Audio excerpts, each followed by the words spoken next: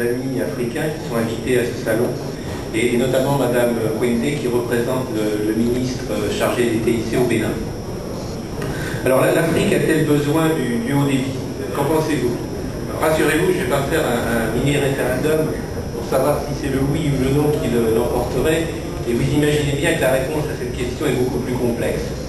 Alors la réponse que je vais vous proposer, elle est basée sur mon expérience de consultant. J'ai eu l'occasion de travailler pour les gouvernements, les entreprises sur le continent africain, dans des pays aussi différents que le Congo-Kinshasa, le Niger, le Bénin, le Sénégal, etc. Cette expérience un petit peu que je vais partager avec vous. Et d'ores et déjà, je peux vous dire que la question est tout à fait pertinente et qu'il ne s'agit pas du tout de science-fiction.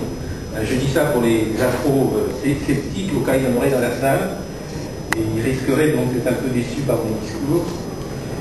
Alors, en fait, cette question, il se pose bien, je dirais, sur le continent, et les opérateurs, les gouvernements, les entreprises se la posent aujourd'hui et sont en train de mettre en place des solutions concrètes. Alors voilà un exemple je dirais, de la réponse d'un opérateur africain. Ça se passe au Sénégal. Cette affiche donc a trôné sur les murs de Dakar il y a 2 ans, vraiment un grand format. C'est le message, un peu provocateur, vraisemblablement, c'est le jeu de la publicité, mais vous voyez que c'est un sujet qui fait débat, puisqu'il était sur les murs de Dakar pendant quelques mois. Alors, très bien, cette affirmation, cette volonté, moi je mets quand même un bémol, c'est de dire pourquoi et comment.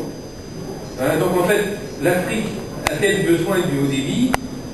C'est peut-être pourquoi et comment. Si on sait répondre à ces questions-là, je crois qu'on aura véritablement répondu à la question. Alors ce qui se cache à la question l'Afrique a-t-elle besoin du haut débit, c'est sous-entendu pour accompagner son développement économique et social. C'est pas, je dirais, pour faire comme en Europe ou pour combler le fossé numérique. C'est véritablement pour répondre à un besoin de développement. Et c'est bien le sujet, le débat aujourd'hui dans cette session. Alors revenons maintenant, je dirais, avant de répondre à la question sur le haut débit, essayons de vous donner quelques indications sur le contexte africain qui se présente aujourd'hui. Qu'est-ce qui s'est passé ces 10 dernières années en Afrique? Le phénomène marquant, c'était le boom des mobiles. Aujourd'hui, au moment où je parle, certainement il y a 250 millions de mobiles en Afrique. Vraisemblablement. On était à peu près à 200 millions à la fin de l'année 2000. Et vous voyez, tout ça, ça s'est passé en moins de 10 ans. Alors que vous voyez la courbe de l'évolution du téléphone fixe, il a fallu plusieurs décades pour arriver à 35 millions de lignes téléphoniques.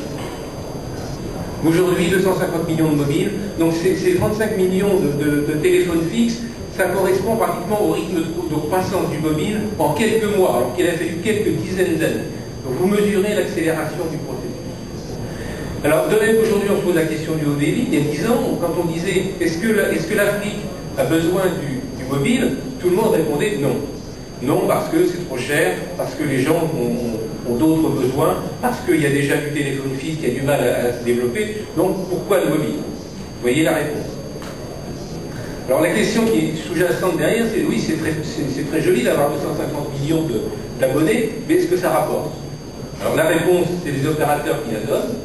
Tous ces opérateurs, il y en a bien d'autres, mais j'ai donné là, les plus connus, les plus importants, font des profits extrêmement élevés, c'est très souvent supérieur à 15%. Et ce qui s'est passé en Afrique, donc dans la même Afrique qui a mis 40 ans pour faire ces lignes téléphoniques, c'est que chaque année, pratiquement, il y a eu 2 milliards d'investissements dans l'infrastructure mobile. Donc c'est fabuleux. Alors, concernant Internet, on revient, j'irai un peu plus vers les problématiques de haut débit, eh bien c'est la courbe verte. Donc décollage d'Internet. Alors c'est assez difficile, je vais vous expliquer pourquoi, de mesurer la pénétration d'Internet en Afrique, parce que ce n'est pas du tout un modèle qui est individuel. Vous voyez par exemple, il y a quelque chose qui pourrait vous choquer, c'est qu'il y a plus de connexions Internet, sur l'accès à Internet, que de lignes téléphoniques fixes. Ça veut tout simplement dire qu'il y a plusieurs utilisateurs par ligne téléphonique. Et il y a certainement encore beaucoup plus de gens qui sont familiarisés à Internet que les 40 millions qui sont indiqués ici. Tout dépend de la fréquence d'utilisation. Alors la grosse différence, c'est que les modes d'usage sont très différents entre celui que vous connaissez donc dans les pays industrialisés, qui est essentiellement un modèle de type accès individuel qui tend à devenir nomade et ultérieurement mobile, c'est-à-dire qu'on veut être connecté partout. C'est le fameux Anywhere, Anytime, Anyway. Mais en Afrique, c'est pas du tout ça. En Afrique, l'accès aujourd'hui, en modèle dominant, hein, bien évidemment, il y a aussi des accès de type pays industrialisé. Mais dans les pays en développement, l'accès est collectif et de proximité. Typiquement, c'est le cybercafé, hein, où chaque personne a une consommation individuelle qui est relativement faible, mais comme toutes les consommations sont regroupées, eh bien on arrive à justifier l'investissement dans un ou quelques PC dans un cybercafé. Les prix sont très bas, hein, c'est 50 centimes d'euros l'heure en moyenne, hein, les prix les plus bas en Afrique, hein, et c'est payable à la carte. Hein, c'est-à-dire que les gens peuvent payer, hein, et réutiliser, donc étaler leur heure de consommation sur plusieurs jours, plusieurs semaines.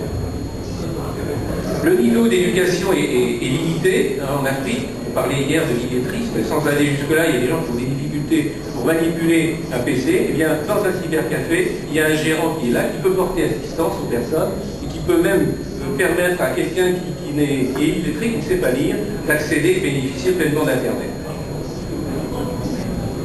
Alors, lorsqu'on parle de débit, moi je suis toujours très méfiant, hein, parce qu'on a trop souvent l'impression que le débit c'est une fin en soi, hein, et on risque de tomber dans la surenchère technologique.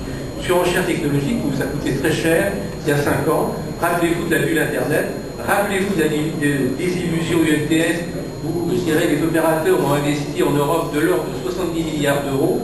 Quel est aujourd'hui le retour sur investissement dans l'UMTS? Il y a eu une anticipation des besoins des utilisateurs qui ont conduit à des investissements qui étaient très